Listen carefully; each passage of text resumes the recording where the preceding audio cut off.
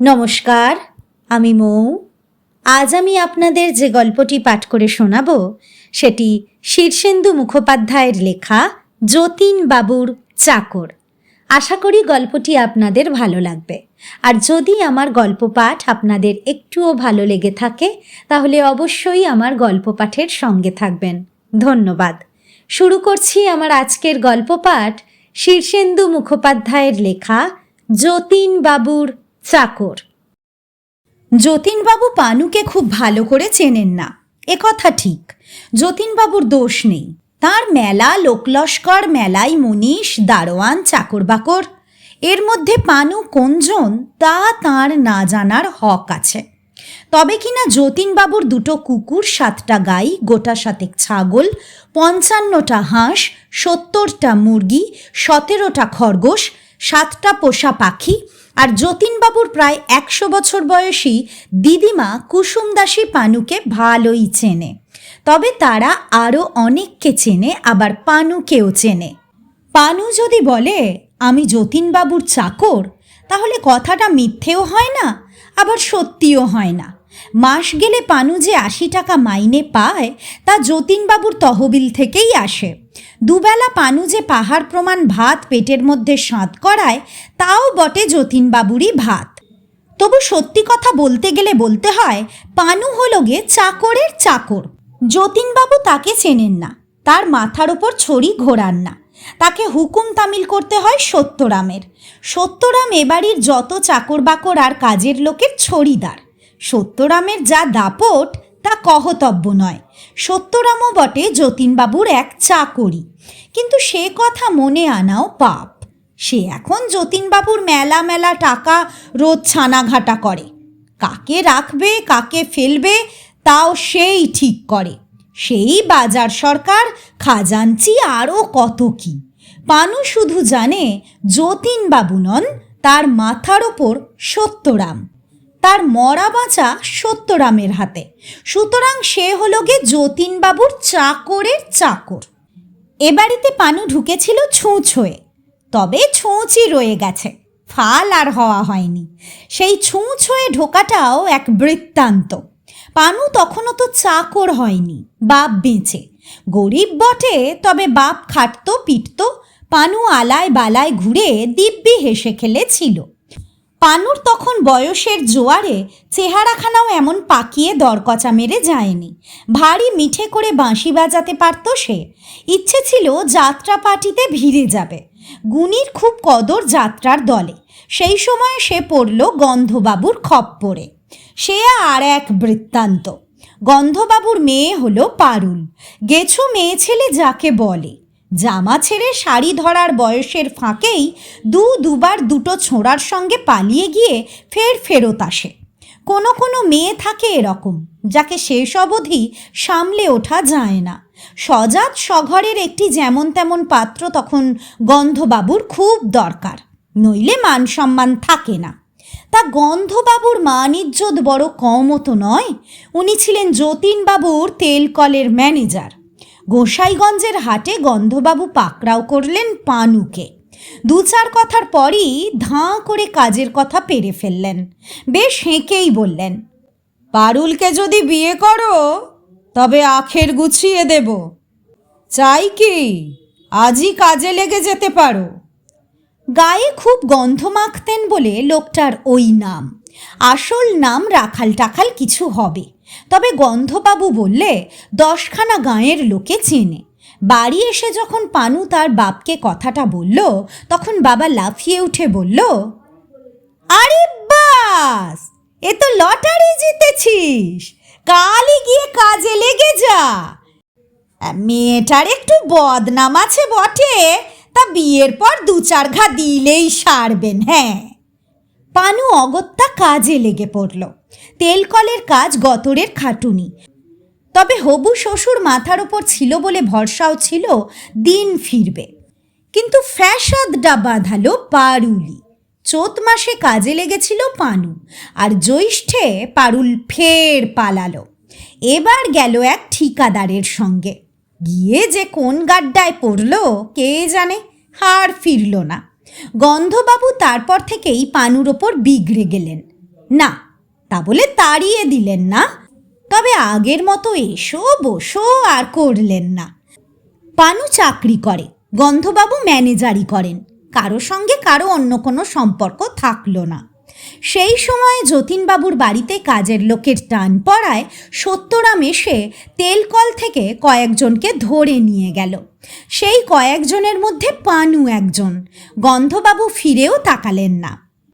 পানুর একটু দুঃখ হয়েছিল বইকি।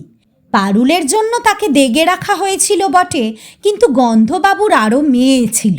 পারুলের ছোট বকুল, তার ছোট টগর, কিন্তু তাদের কোনো গণ্ডগোল নেই। কই, তাদের একজনের সঙ্গেও তো বিয়েটা লাগাতে পারত পানুর। গন্ধবাবু সেদিক দিয়ে গেলেন না।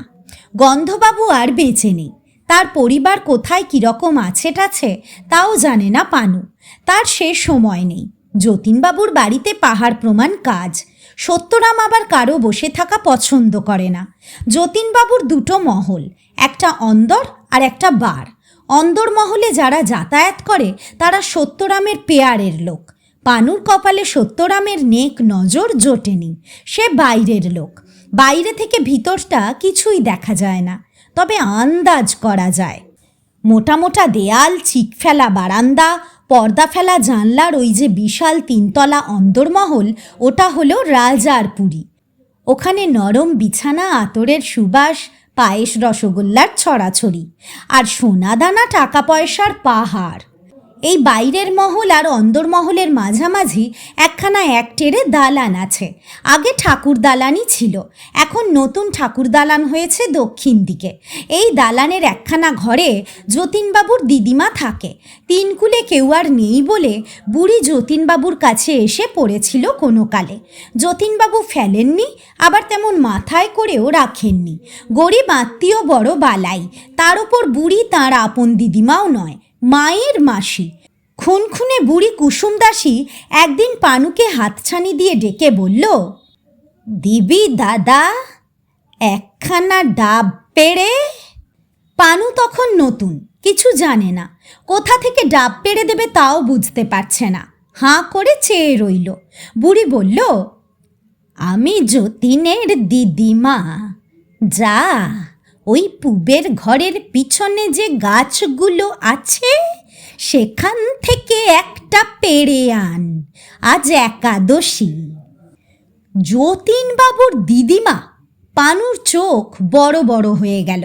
তক্ষুনি গিয়ে তরতরিয়ে গাছে উঠে একটার জায়গায় চারটে পেড়ে আনলো। কুসুম দাসী খুব খুশি, কত আশীর্বাদ করল। ফলে আজ পানুর রাজা গজা হওয়ার কথা। সে তো হয়ইনি। সে তার ওপর ডাব পাড়ার জন্য সত্যরাম এই মারে কি সেই মারে। তবে সে যাই হোক, সেই থেকে বুড়ির সঙ্গে বেশ ভাব হয়ে গেল পানুর। যতীনবাবুর দিদিমার অবস্থা যে তার চেয়ে খুব বেশি ভালো নয় তা বুঝতে পানুর দেরি হয়নি। তবে বুড়ি মানুষ ভালো, দায়ে পড়লে মানুষের স্বভাব ভালো হয়ে পড়ে। তারা ভারী নরম নরম হয় আর লোকদের ভক্তিমান্য করতে শুরু করে। এ পানু অনেক দেখেছে। যতীনবাবুর দিদিমাও সেই হিসেবেই ভালো। পানুকে খুব ডাক খোঁজ করে, এটা সেটা জোগাড় করে দিতে বলে, আর লোভও দেখায়। তোর বে হোক, আমার এক ছড়া 3 ভরির মটর দানা হার আছে, তোর বউকে দেব। পানু হাসে। মটর দানা হারখানা আর দিদিমাকে হাত ছাড়া করতে হবে না ইহ জন্মে। পারুল সটকে পড়ার পর থেকেই পানু জানে এই ঢনঢনে কপালে বে আর নেই। খড়কুচোতে বসে কিংবা চুন আর বালি দিয়ে ঝামায় ঘষে। কুয়ো পাড়ের শ্যাওলা তুলতে তুলতে কিংবা পুকুর ধারে পাটায় বাবুদের পেল্লায় পেল্লায় মশারি কাচতে কাচতে জীবনটার ওপর যেমন ঘেন্না আসে, তেমনি আবার শিউলি ফুটলে, নলেন গুড় জালের গন্ধ বেরোলে বা কোকিল আচমকা ডেকে উঠলে মনটা ভারী খুশি খুশি হয়ে ওঠে। জীবনটায় আর একটা খুশির তুফান লাগতে পারত যদি সত্যরাম তার ওপর খুশি থাকত, কিন্তু সেটাই কিছুতেই হয়ে উঠল না। এক একজন থাকে, বেশ আছে, দোষঘাট কিচ্ছু করেনি, তবু তার ওপর কেউই যেন খুশি হয় না। তাকে দেখলেই মুখ বেজার করে ফেলে। পানুরও হয়েছে তাই। পানুর বাপ মারা গেল এই তো সেদিন। খবর পেয়ে পানুর তেমন কিছু বুক তোলপাড় হলো না। গরিবদের তেমন আঠা থাকে না কি না, বাপের সঙ্গে পানুর বহুকাল ছাড়কাট হয়ে গেছে, তবু খবর পেলে যেতে হয়, তাই গেল। গিয়ে দেখল 1.5 বিঘে জমি আর খোড়ো ঘর সমেত বাস্তুটা জুড়ে থাবা গেড়ে আছে তার ছোট ভাই কানু। রাগী কুকুর যেমন লোক দেখলেই গড়গড় করতে থাকে, তেমনি তাকে দেখেও কানু কেমন যেন গড়গড় করতে থাকলো। বুঝি ভেবেছিল পানু বাপের সম্পত্তির ভাগ চাইবে। চাওয়ার কথা মনেই হয়নি পানুর। সে বড় লোকের চাকর, নজর একটু উঁচু হয়েছে। 1.5 বিঘে জমি আর নড়বড়ে খোড়ো ঘরের ভাগ চাইবার মতো ছোট নজর তার আর নেই। সে কথা কানুকে বুঝিয়েও বলল সে, তবু কানু গড়গড়ানিটা থামালো না। বউ ছেলে মেয়ে নিয়ে তার বেশ ফাঁদানো সংসার, এখানে ভাগিদার জুটলে তার বিপদ। সে তো আর সুখে নেই, তবে ছোঁড়াটা বরাবরই খারাপ ছিল। মদটদ খায়, জুয়া খেলে, বউকে ধরে পেটায়, বাপকেও ঝাড় দিত মাঝে মাঝে। পানু ফিরে আসার পর সত্যরাম একদিন তাকে পা দাবাতে ডেকে পাঠালো। সত্যরামের পা দাবানো এক মস্ত সম্মানের ব্যাপার, যে সে সত্যরামের পায়ে হাত ছোঁয়াতে পারে না। যারা পারে তাদের নির্ঘাত 10-20 টাকা বেতন বেড়ে যায়, আর তারা নেক নজরেও থাকে। পানুর ভারী আহ্লাদ হয়েছিল সত্যরামের ডাক পেয়ে, কিন্তু পা দাবাবে কি? হাত ছোঁয়াতে না ছোঁয়াতেই সত্যরাম কোঁকিয়ে উঠে বলল, ওরে থাম থাম, কি লোহার হাত রে বাবা! কড়া পড়ে যে একেবারে শিরিষ কাগজ বানিয়েছিস, হ্যাঁ? আমার নরম শরীর, ওই কেঠো হাত চলবে না। তা কথাটা সত্যি বটে, পানুর হাত আর হাত নেই, থাবা হয়ে গেছে। মনের দুঃখে সে সত্যরামের ঘর থেকে ফিরে এলো। কপালটা খুলি খুলি করেও খুলল না। সত্যরামও চাকর বটে, কিন্তু বড় চাকর। সর ননি দুধ ঘি খেয়ে আর গতর না খাটিয়ে সে ইদানিং ভারী নাদুস নুদুস হয়েছে। মুখখানায় আহ্লাদি ভাব, 3 আঙুলে 3খানা সোনার আংটি এমন এঁটে বসে গেছে যে শ্যাকরা ডেকে না খোলালে আর খুলবে না। তার পা দাবাতে গেলে পানুকে 7 দিন হাত দুখানা তেলে ভিজিয়ে নরম করে নিতে হবে। এইসব নানা কথা নিয়ে ভাবে পানু, আর কাজ করে, আর খায়, আর ঘুমোয়, আর ভাবে। ওদিকে যতীনবাবুর কারবার বাড়ছে, টাকা বাড়ছে, লোক বাড়ছে। ক্রমে ক্রমে চারদিকটা বেশ ফলাও হয়ে উঠেছে। 2খানা গাড়ি কিনলেন যতীনবাবু। বাড়ির উঠোনে 1খানা দোতলা তুলে ফেললেন। পাঞ্জাব থেকে 2টো বিশাল গাই এলো, কিন্তু পানু যে কে সেই। তবে এ কথাও ঠিক, যতীনবাবুর উন্নতি যত হয় ততই পানু খুশি হতে থাকে। শত হলেও মনিব তো। যতীনবাবুর রংখানা দিন দিন ফর্সা হয়েছে। চোখ 2খানা থেকে 2 বাটি মধুর মতো সুখ ঠিক ঠিক করছে। মুখখানা সর্বদা যেন হাসি হাসি ভাব। আগে 1জন পাইক সর্বদা ঘুরত, আজকাল 2জন। 2 নম্বর পাইকটার চেহারা কাবুলিওয়ালাদের হার মানায়। যেমন লম্বা তেমনি চওড়া, তেমনি বিশাল বুকখানা, আর চোখ 2খানায় দোলা ছুরির ধার। যত টাকা বাড়ছে যতীনবাবুর ততই শত্রু বাড়ছে, তাই বাড়ছে পাইক। নতুন পাইকটার হাতে একটা দোনলা বন্দুকও থাকে, দেখে ভারী ভক্তি শ্রদ্ধা হয় পানুর। দুপুরবেলা বাড়ির বারান্দায় তারা 6জন বাইরের চাকর খেতে বসে।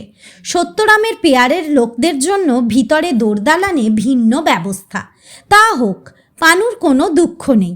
যতীনবাবুর বাড়িতে ভাতটা নিয়ে হিসেব করা হয় না। যত পারো খাও, ভাতটা বেশ চেপেই নেয় সকলে। ভাতের মাথায় একটা গর্ত করতে হয়, তাতে বড় হাতা দিয়ে হরহর করে ডাল ঢেলে দিয়ে যায় হরিহর। একটু ঘ্যাঁটি মতো থাকে সঙ্গে। পরে চুনো বা ছোট মাছের 1খানা ঝোল। বাড়িতে ভোজ হলে অবশ্য তাদের কপাল ফেরে, আর যতীনবাবুর বাড়িতে ভোজ লেগেই আছে। খেতে বসে আজ নলিনীকান্ত পানুর কানে কানে বলল, নতুন পাইকটার বৃত্তান্ত শুনছ? 7খানা খুন করেছে। পানু শুনে ভিড়মি খাওয়ার জোগাড়। হ্যাঁ, বলিস কি? নোনা পুকুরের বটকেষ্ট কাঁপালিকের কাছে গিয়ে গা ঢাকা দিয়েছিল। পুলিশ গিয়ে ধরে। বটকেষ্টর বড় ভক্ত হলো যতীনবাবু, তার কথাই ওঠে বসে। বটকেষ্ট যতীনবাবুকে হুকুম দিল পুলিশের সঙ্গে বন্দোবস্ত করে ছাড়িয়ে এনে পাইকের চাকরিতে বহাল করতে। যতীনবাবুও কাঁচা খেকো খুনিটাকে এনে রেখেছে। রোজ 2টো করে মুরগি, ডজন ডজন ডিম ওড়াচ্ছে আর বন্দুক নিয়ে গোঁফ মুচড়ে ঘুরে বেড়াচ্ছে। ভগবান বলে কিছু নেই, বুঝলে? পানু মাথা নেড়ে বলল, সে আমি অনেক আগেই বুঝেছি। বলাই দাঁতের ফাঁক থেকে একটা মাছের কাঁটা টেনে বের করার চেষ্টা করতে করতে বলল, তবে দিনু পাইক আশায় সত্যরামের বাজার খারাপ। হ্যাঁ, কর্তাবাবু দিনুকে চোখে হারাচ্ছেন আজকাল। হ্যাঁ, একথা সকলের মনে ধরল। তারা কেউ সত্যরামের পেয়ারের লোক নয়। সত্যরামকে তারা কখনো ঘাঁটায় না এবং মুখে যথেষ্ট খাতির দেখায়। নইলে সত্যরাম যেদিন খুশি ঘাড় ধরে যে কাউকে চাকরি থেকে তাড়িয়ে দিতে পারে, দিয়েছেও কতককে। তবে তারা 6 জন যে টিকে আছে তার কারণ তারা কাজের লোক, প্রাণপণে খাটে। পানু মাথা নেড়ে বলল, কথাটা বড় ভয়ের হলো। বলাই বলল, কেন ভয়ের কি? দিক না বন্দুকটা সত্যরামের ইয়েতে ঢুকিয়ে, আমি তো হরির লুট দেব। পানু লেবু পাতা ডলে শেষ কয়েকটা গড়াস গপাগপ মুখে চালান দেওয়ার ফাঁকে বলল, সত্যরামের কিছু হলে দিনু পাইক যদি আমাদের মাথার ওপর বসে তাহলে তো দিনে দুপুরে হাতে মাথা কাটবে।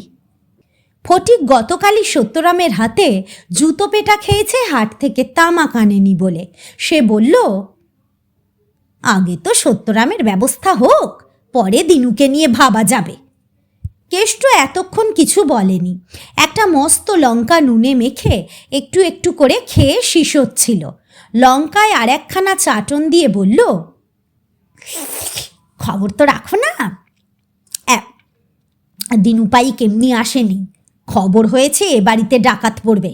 এত টাকা ডাকাত না পড়ে পারে? পাঁচুর সঙ্গে শ্রীপতি এতক্ষণ নিচু গলায় দাক্ষী নামে একটা নতুন ঝিকে নিয়ে রসের কথা বলছিল। দাক্ষীর বয়স কাঁচা, দেখতেও ভালো। পাঁচু আর শ্রীপতিরও বয়স কম। দাক্ষী অন্দরমহলের ঝি, বাইরে বড় একটা আসে না। তবে দোতলার জানালা বা বারান্দায় দাঁড়িয়ে মাঝে মাঝে বেপর্দা হাঁ করে বাইরের দিকে চেয়ে থাকে। পাঁচুর সঙ্গে কয়েকবার কথা হয়েছে। মেয়েটার ভাইয়ের বড় অসুখ, টিবি। সারাক্ষণ ভাইটার কথাই ভাবে। পাঁচু বলল, কিছু টাকা জমলে ভাবছি ওকে দেব। শ্রীপতি মুখখানা উদাস করে বলল, ও টাকায় কি হবে? ক টাকাই বা তুই পাস? হ্যাঁ, ও টাকা তো সাগরে শিশির। অত মজে যাস না বাপ, সত্যরাম টের পেলে ছাল ছাড়িয়ে নেবে। সবাই যে যার থালা নিয়ে ঘিরে পুকুর ধারে মাজতে বসল। খেয়ে উঠে পানু একটু চিন্তিতভাবে ঘরে এলো। দিনু পাইককে নিয়ে তার যেন খুব চিন্তা হচ্ছে। যদিও কোনোদিন কথাবার্তা হয়নি, এমনকি চোখাচোখিও ভালো করে নয়, এবং তার নামও যদিও জানেন না, তবু যতীনবাবুর প্রতি একটা দুর্বলতা আছে পানুর। শত হলেও মনিব তো। খুব ইচ্ছে হয় পানুর একদিন গিয়ে যতীনবাবুকে বলে, আগে আমি আপনার চাকর, আমার নাম পানু। যতীনবাবু হয়তো ভারী অবাক হয়ে বলবেন, ও তাই নাকি? বাহ, বেশ বেশ। ওইটুকুই যথেষ্ট। পানু আর বেশি কিছু চায় না। যতীনবাবু কেমন লোক তা জানে না পানু। কেমন আর হবেন, ভালোই হবেন বোধহয়। ভগবান যাকে এমন ঢেলে দেন, লক্ষ্মী যাঁর ঘরে এমন উথাল পাথাল, তিনি কি আর খারাপ লোক? তাই যতীনবাবুর জন্য পানুর এখন একটু চিন্তা হচ্ছে। দিনু পাইকের মতো খুনে লোককে নিয়ে ঘোরাফেরা কি ঠিক হচ্ছে কর্তাবাবুর? বটকেষ্ট কাপালিকের নাম হলো গে কালিকানন্দ। তার সাধন নামে কেউ অবশ্য তাকে ডাকে না।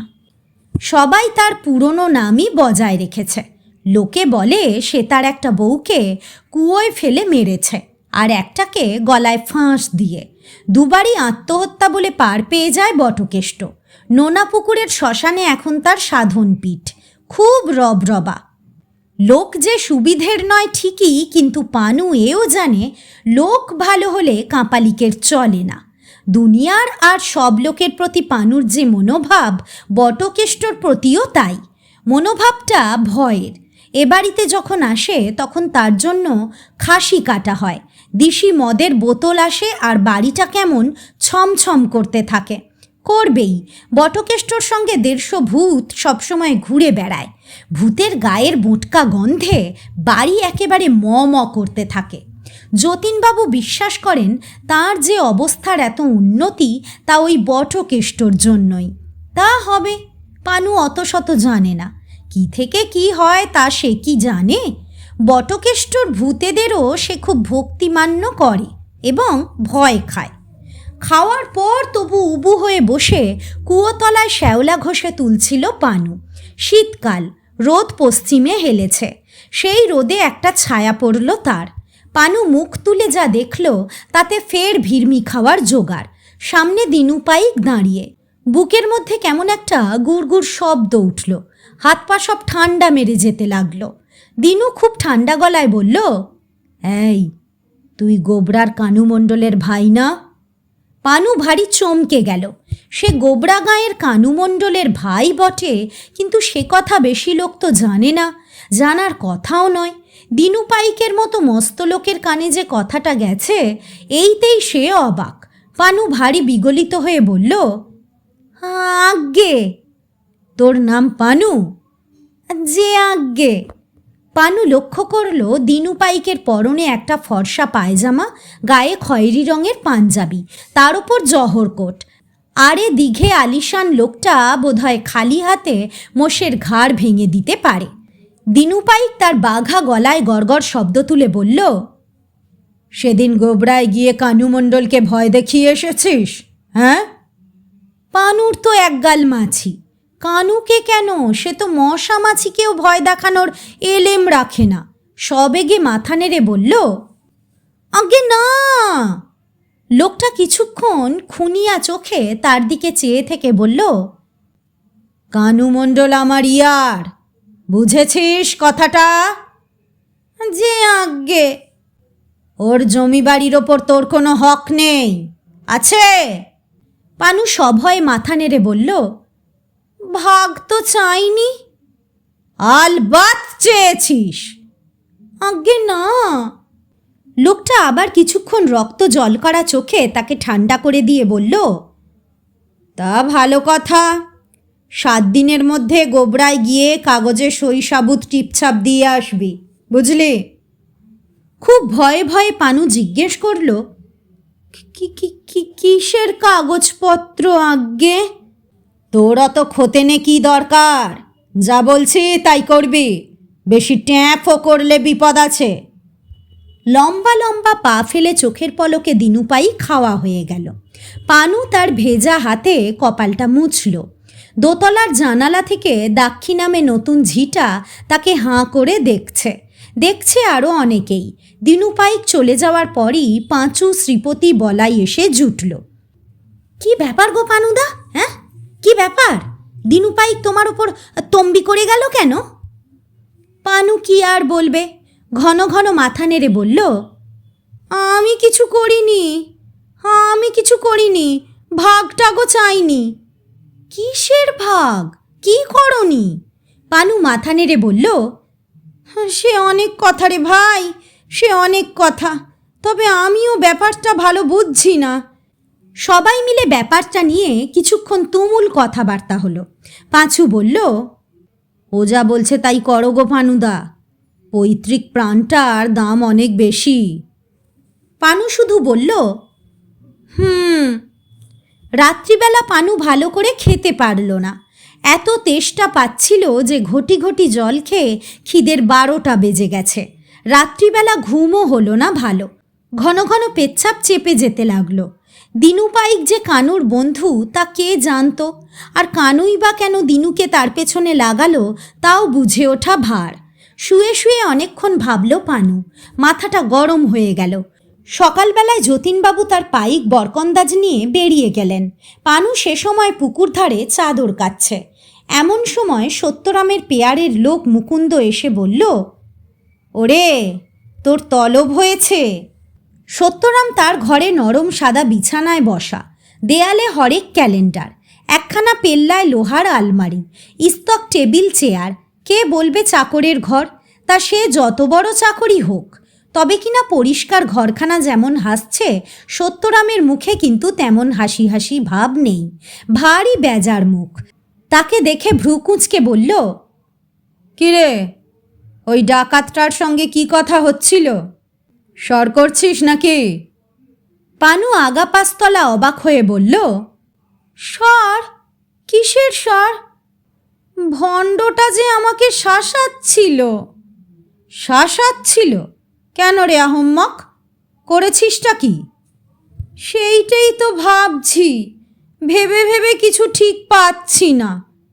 খোলসা করে বল। খোলসা করেই বা বলি কি, কপালটাই আজ্ঞে আমার খারাপ।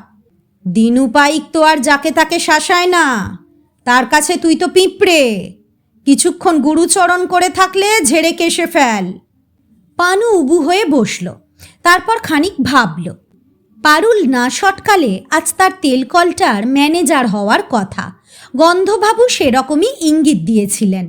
সত্যরাম বা দিনু পাইক কেউই তাকে পেত না, স্বয়ং যতীনবাবুর সঙ্গে সে রোজ মুখোমুখি কথা বলতে পারত। কত বড় সম্মান! চোখে জল আসছিল পানুর। মায়ের পেটের ভাই হয়ে কানু কিনা বিনা দোষে পেছনে গুন্ডা লাগালো। সত্যরাম তার দিকে চোখা নজরে চেয়ে থেকে বলল, দেখ, তোদের কিন্তু আমি একরকম বাঁচিয়ে বর্তিয়ে রেখেছি। দুবেলা খেতে জুটছে, ট্যাঁক গরম করা পয়সা জুটছে। এমন আরামে 7টা গাঁয়ে ঘুরে দেখে আয়, আর কেউ আছে কি না। তোদের মতো মনীষীর পক্ষে কি এটা কম হলো? তা আজ্ঞে ঠিক। তাই বলছি, ওই ডাকাতটার সঙ্গে সর করে আমার পিছনে লাগার মতলব যদি থেকে থাকে, তাহলে কিন্তু আখেরে ভালো হবে না। বেশি কথা কি, কালকেই সকালে বাবুকে বলে ঘাড় ধাক্কা দেব। পানু মাথা নেড়ে বলল, আজ্ঞে আজ্ঞে, আমি যথার্থই পিঁপড়ে। দিনু পাইক আমার সঙ্গে সর করার লোক নয়, তবে আমার ভাই কানুর সঙ্গে ওর ভাব আছে। বোধহয় মদ বা জুয়ার আড্ডায় ভাব হয়েছিল, তাই আমাকে শাসাচ্ছিল বাপের সম্পত্তি যা আছে সব যেন লেখাপড়া করে কানুকে ছেড়ে দিয়ে আসি। হ্যাঁ, তোরও আবার বাপের সম্পত্তি আছে নাকি? এ যে গরুর গাড়ির হেডলাইটের বৃত্তান্ত। হ্যাঁ, তা কত কি আছে? শুনলে হাসবেন, 1.5 বিঘে জমি আর 2টো খোড়ো ঘর। শুনে কিন্তু সত্যরাম হাসল না, বলল, তা তুই কি বললি ডাকাতটাকে? কি আর বলবো, রাজি হতে হলো। সত্যরাম কথাটা বোধহয় মনে মনে ওজন করে দেখল, তারপর বলল, তোর বাড়ি তো গোবরায়?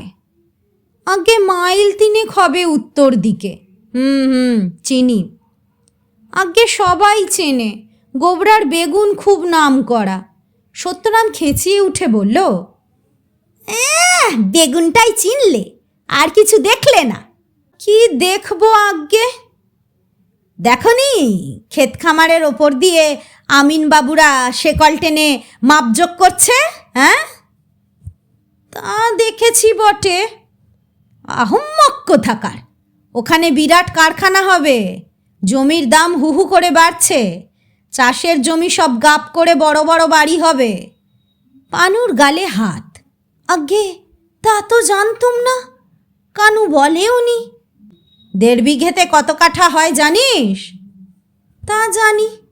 1 কাঠার দাম যদি ঠেলে 10,000-এ ওঠে, তবে কানুর ট্যাঁকে কত আসবে তার আন্দাজ আছে? পানুর চোখ কপালে। উরি বাবা, সাধে কি আর 1.5 বিঘের জন্য দিনু পাইক তোকে শাসায়?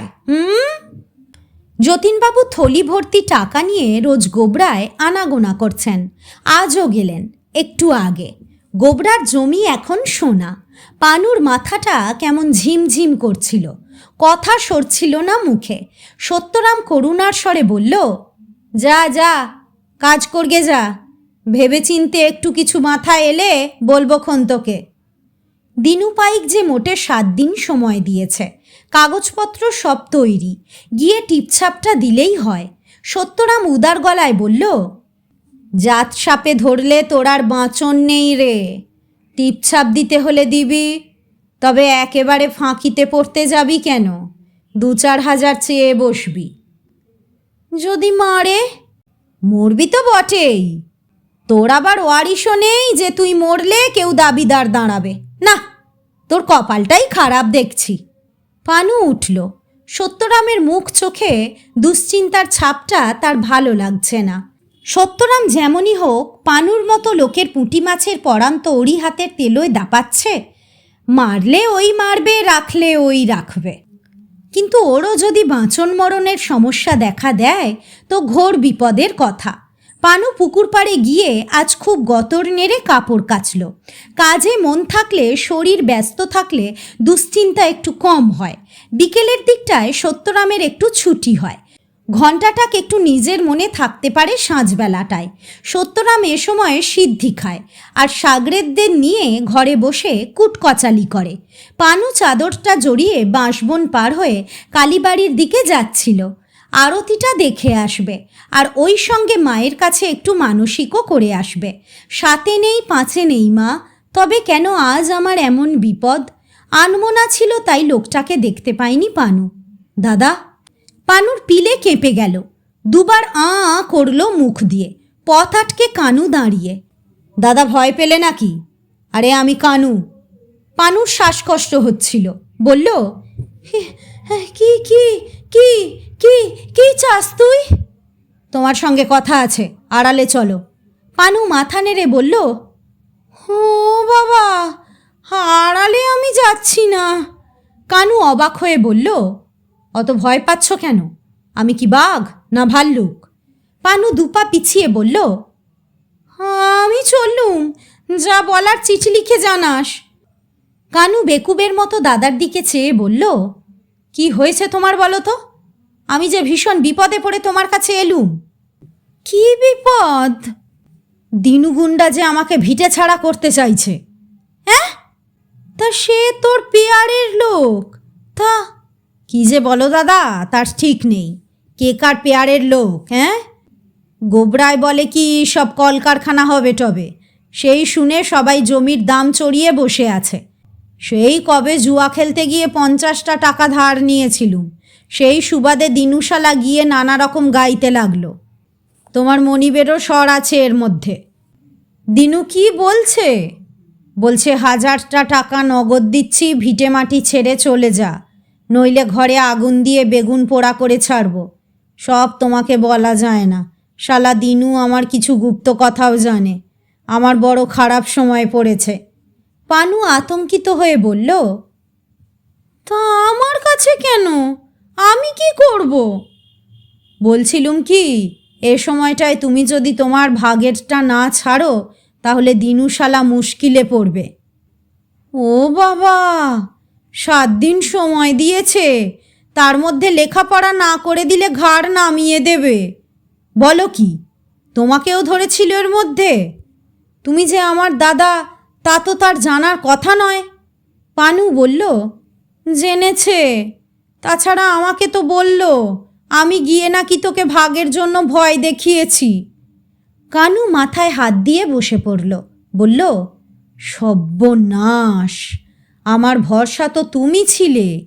এখন তুমিও যদি লিখে দাও তাহলে তো দিনুশালা আমার ঘাড় ধরে আদায় করে নেবে। তোমার কথা গিয়ে একটু ভজঘট পাকানোর তালে ছিলুম যে। পানু একটু ভাবল, তারপর হাল ছাড়া গলায় বলল, তার কি করা যাবে, প্রাণটা তো আগে। শুনেছি মেলা খুন খারাপি করেছে। তা করেছে, ওরকম লোকের সঙ্গে কি লাগা ভালো? কানু এ কথাটার জবাব দিল না। উবু হয়ে বসে চাদরের খুঁটে চোখ মুছল। তারপর কাহিল দেখাচ্ছিল তাকে। গড়গড়ানিটাও আর নেই। দায় পড়লে মানুষের স্বভাব ভালো হয়ে পড়ে। কানুকেও কেমন যেন ভালো মানুষের মতো দেখাচ্ছে। কেঁদে কেটে চোখ লাল করে ফেলল কানু। তারপর মুখ তুলে ধরা গলায় বলল, মায়ের দিব্যি কেটে বলছি দাদা, যদি দিনু গুন্ডাকে ঠেকাতে পারো তবে জমি বেচে যা পাবো অর্ধেক তোমার। এখনই 7,000 করে কাঠার দর উঠছে। আমাদের জমির পাশ দিয়ে রাস্তা হচ্ছে বলে দর আরও বেশি। সত্যরাম বলছিল কাঠা নাকি 10,000। আর 6 মাস পরে তাই হবে। যদি ততদিন ধরে রাখা যায়। পানু একটা দীর্ঘশ্বাস ফেলে চুপ করে গেল। বাঁশবনের ভিতরে কুয়াশা আর অন্ধকারে একটু শব্দ উঠল। কে যেন সাবধানী পায়ে আসছে বা যাচ্ছে। বাঁশপাতার খড়মড় শব্দ উঠছে। কানু সপাত করে উঠে দাঁড়ালো। পানু বলল, কে? কে যেন দৌড়ে পালাচ্ছে ওধারে। কানু সভয়ে বলল, কে গো দাদা? হ্যাঁ? পানু মাথা নেড়ে বলল, বুঝতে পারছি না, আবছা মনে হলো একটা মেয়ে ছেলে। দাঁড়া দাঁড়া দেখছি। আমি আর দাঁড়াবো না, ফিরতে দেরি হয়ে যাবে। তার উপর দিনুশালা দেখতে পেলে বিপদ ঘটাবে। কাল পরশু একবার আসবোক্ষণ। কানু চলে গেল। পানু বাঁশবনের ভিতরে একটু চেয়ে রইল। মরা আলোয় ঝুঁঝগো মায়ার ভিতর সে একটা খয়েরি ডুরের শাড়ির আভাস দেখেছে। মেয়ে ছেলেটা দৌড়ে বেশি দূর যায়নি, কথা শুনছিল আড়ি পেতে। কথা যে শেষ হয়েছে তা জানে না, ফের আসবে। পানু সন্তর্পণে এগোলো। মস্ত একটা শিমুল গাছ আছে ভিতর বাগে, আর যত দূর ধারণা ওখানে গা ঢাকা দিয়েছে। পানু তাড়াহুড়ো করল না, বরং বেশ গুনগুন করে রামপ্রসাদী ভাঁজতে ভাঁজতে সুরিপথ ধরে দুলকি চালে এগোলো। শিমুল গাছটার ডান ধার বরাবর হয়ে আচমকা গোঁত্তা মেরে ঢুকে গেল বাঁশবনে। তারপর একদম মুখোমুখি। মেয়েটা নড়ারও সময় পেল না, একটু হাঁপাচ্ছিল। তুমি? হ্যাঁ, তুমি তো দাক্ষী। বছর 17-18 মেয়েটা সভয়ে চেয়ে রইল পানুর দিকে। এখানে কি করছিলে শুনি? দাক্ষী হাঁপ ধরা গলায় বলে, কি করব, নিজের ইচ্ছে এসেছি নাকি? তবে তোমরা সবাই যাকে ভয় পাও সেই দুনুই তো ধরে এনেছে আমাকে। ধরে এনেছে মানে? মানে মানে চুলের মুঠি ধরেই একরকম টেনে বার করে এনেছে। আমার বাবার পেটে লাথি মেরেছিল। কি জানি কেমন আছে বাপটা। ভাইয়ের টিবি বলে বাবা টাকা নিয়েছিল, ধার শোধ হয়নি। বটে, তাই এখানে কি করছিলে? রাক্ষসটা যে আমাকে এ বাড়িতে রেখেছে চারদিকে নজর রাখবার জন্য, কোথায় টাকা পয়সা গয়নাগাঠি, কে কেমন এসব খবর নিতে। আজ সকালে ডেকে পাঠিয়ে তোমার ওপর নজর রাখতে বলল। কেন কেন? তোমার কাছে কেউ আসে কি না, কি কথা হয়, সব খবর দিতে বলেছে। নইলে তো বুঝতেই পারছো। পানু ভয়ে এবং শীতে কাঁপছিল, রীতিমতো হি হি কাঁপুনি। কাঁপা গলাতেই বলল, বড্ড শীত করছে। আমারও। তা তোমাকে ধরে এনে কি করতে চায়? মেয়েটা করুণ গলায় বলল, এখনো খারাপ কিছু করেনি, তবে কপালে যা আছে হবে। খারাপই হবে। হয়তো নিজে কিছুদিন কাছে রাখবে, তারপর গোহাটার গরুর মতো বেচে দেবে। বাজারের মেয়ে হওয়া ছাড়া ভগবান আর আমার কপালে কি লিখেছেন। ও বাবা!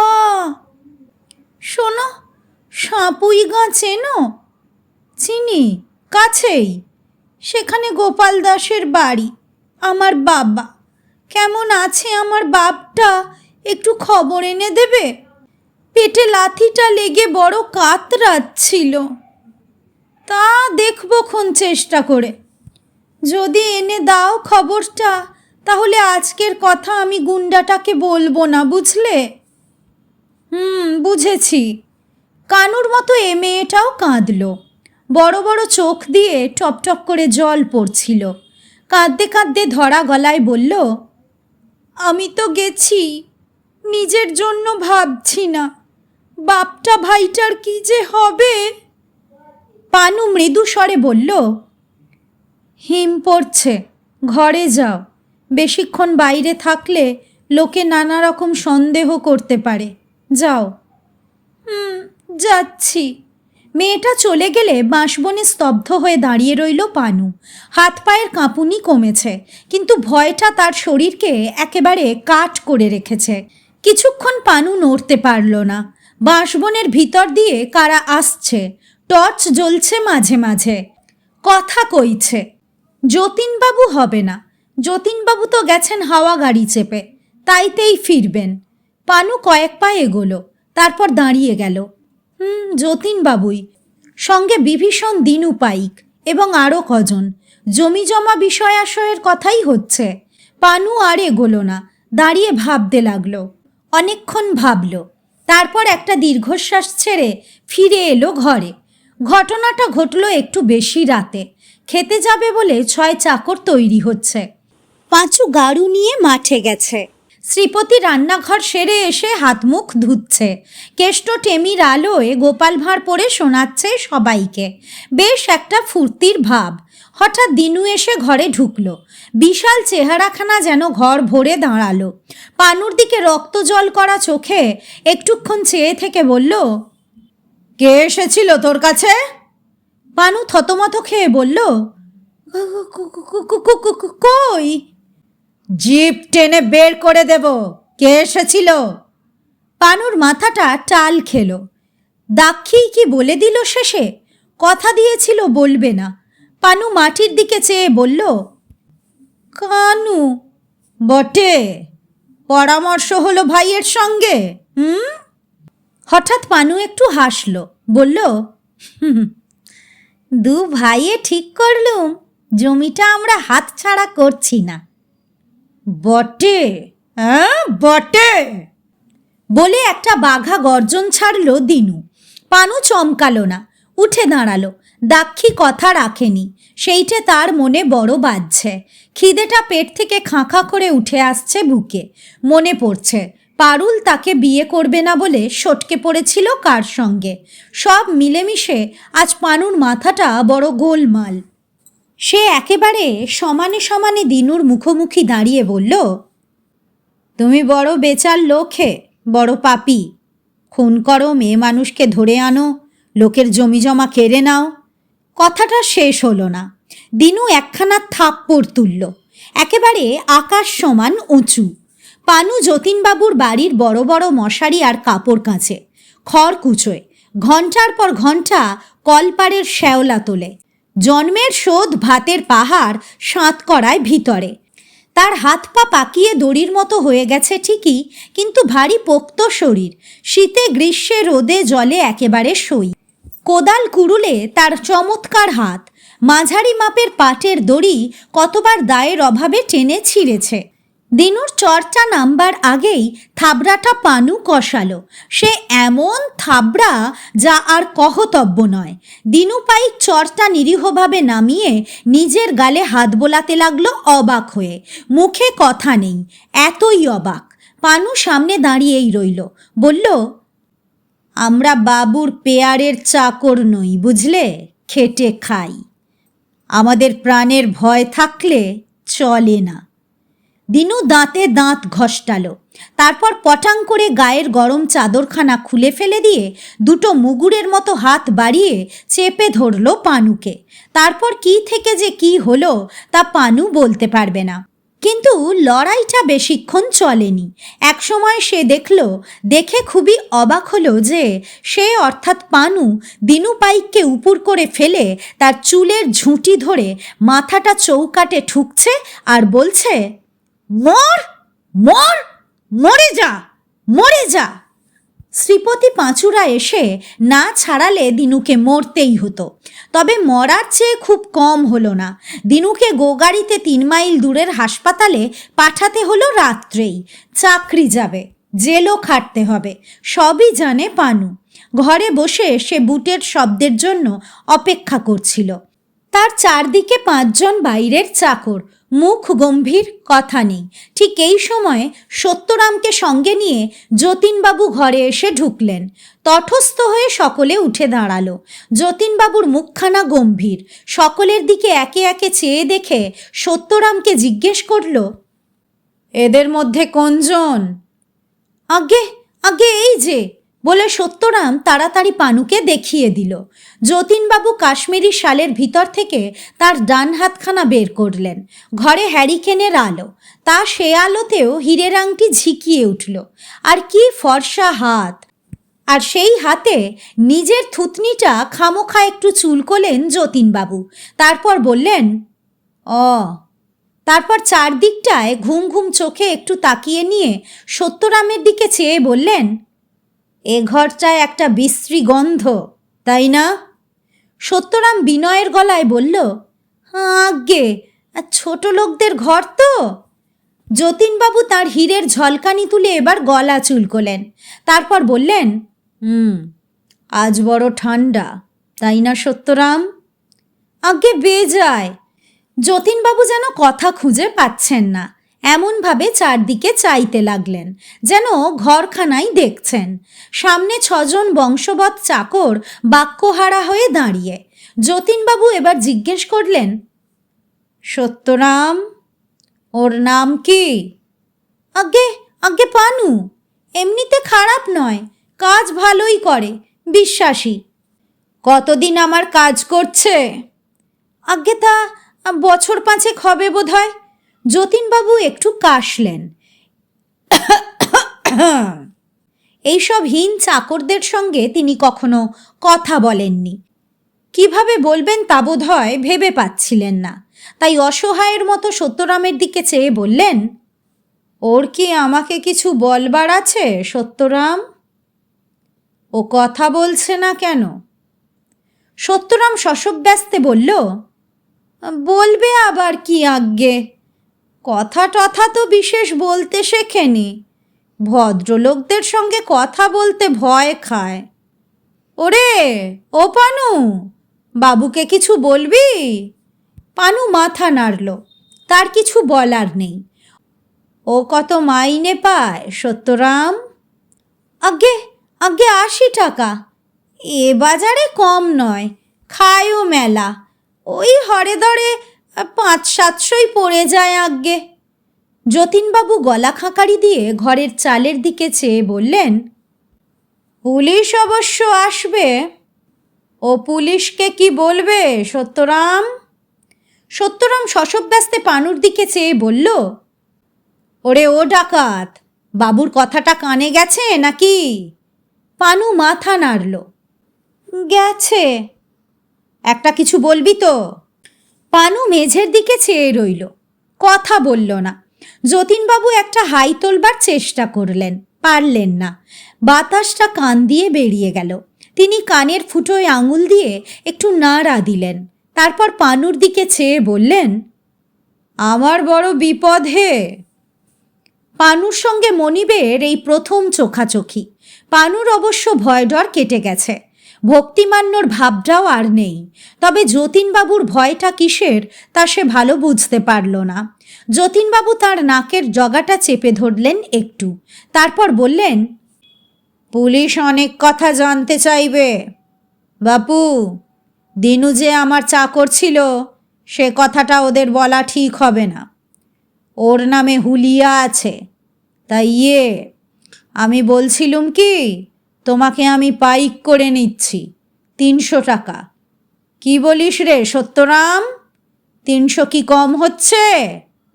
আজ্ঞে আজ্ঞে না। আর অন্য সবাইকেও 30 টাকা করে বাড়িয়ে দিস। যে আজ্ঞে। যতীনবাবু পানুর দিকে চেয়ে বললেন, তোমাকে আমি দেখব, তুমিও একটু আমাকে দেখো। পুলিশ জিজ্ঞেস করলে বলো দিনুকে এ বাড়িতে কখনো দেখনি।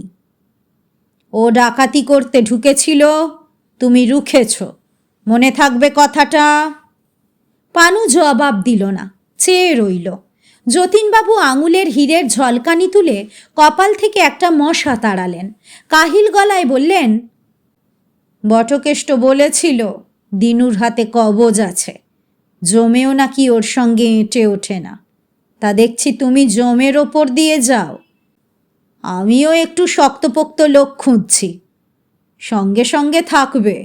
টাকা পয়সা নিয়ে চলাফেরার বড় বিপদ আজকাল। জীবনে প্রথম মনিবের সঙ্গে কথা বলল পানু, কিন্তু যেমনটি বলার কথা তেমনটি তার মুখ দিয়ে বেরোলো না। পেট থেকে যেন আপনা আপনি বেরিয়ে এলো, আজ্ঞে বাবুমশাই, চাকর হয়ে আর থাকা চলে না। যতীনবাবু ভারী অবাক। কেন? আজ্ঞে চাকর হয়ে থাকলে নিজেকে ঠিকমতো চেনা যায় না কি না? যতীনবাবু একটু অপ্রস্তুত, হিরে শুদ্ধ হাতটা শালে চাপা দিয়ে বললেন, তোমার বোধহয় খুব অযত্ন হয়েছে বাড়িতে। আগে তাতে ভালোই হয়েছে, ভগবান ভালোই করেন। তবে আমার আর চাকর হয়ে থাকতে ইচ্ছে করছে না, আমি বাড়ি যাব। যতীনবাবুর ফর্সা মুখটা একটু লাল হলো। সত্যরামের দিকে চেয়ে বললেন, ওকে 500 করেই দিস রে সত্যরাম, আর চাকরের মতো নয়, বাড়ির ছেলের মতোই থাকবে। যে আজ্ঞে। পানু একটু হাসল, তারপর চাকরের পক্ষে বেমানান গলায় বলল, আজ্ঞে না বাবু মশাই, আপনার অনেক নুন খেয়েছি, পুলিশকে যা বলার বলবো খন, ও নিয়ে ভাববেন না। আমি কিছু টাকা জমিয়েছি, দেশে গিয়ে ঘর তুলব, 2 ভাইয়ে থাকব। যতীনবাবুর হিরে আবার চমকালো, উনি হাঁটু চুলকোলেন। পানু বলল, টাকা পয়সা না বাবু মশাই, তবে একটা জিনিস চাই। দাক্ষী যদি রাজি থাকে তবে ওকে নিয়ে যাব, বিয়ে করব। যতীনবাবু অবাক হয়ে সত্যরামের দিকে তাকালেন। দাক্ষীকে? নতুন একটা ঝি আজ্ঞে, ভারী কাঁদুনে, সারাদিন কাঁদে। যতীনবাবু ভ্রু কুঁচকে বললেন, একে বিয়ে করতে রাজি হবে? খুব হবে আজ্ঞে, ওর বাপ রাজি হবে। ভোরবেলা কুয়াশায় মাখা ক্ষেতের ভিতর দিয়ে আগুপিছু 2টি প্রাণী এগিয়ে চলেছে, দুজনেরই বগলে পুঁটুলি। মাঝে মাঝে ফিরে চাইছিল পানু, ছুরিটা বারবার পিছিয়ে পড়ছে। দাক্ষী চোখ নামিয়ে নিচ্ছিল লজ্জায়। মরণ, গুন্ডাটা তাকাচ্ছে দেখো, যেন গিলে খাবে। দুজনেরই আজ মনে হচ্ছে আকাশটা কত বড়, পৃথিবীটা কি বিশাল, আর বেঁচে থাকাটা কত ভালো।